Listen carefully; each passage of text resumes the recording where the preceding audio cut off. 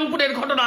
একজন শিক্ষক তাদের পরিবারের 4 জন সদস্যকেই এই জিহাদির বাচ্চারা এরা মেরে দিয়েছে, মেরে ফেলে রেখে দিয়ে গেছে। কবে তার কোনো ঠিক নেই।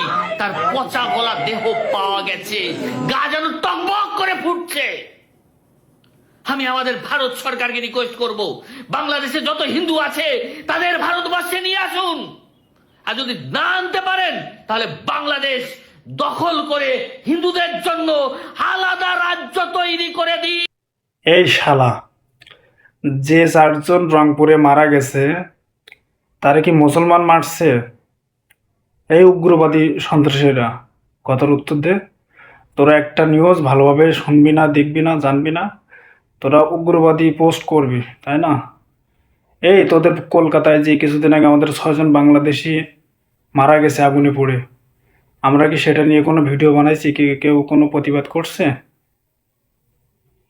উগ্রবাদী কথা করলে তোদের কিন্তু ছাড়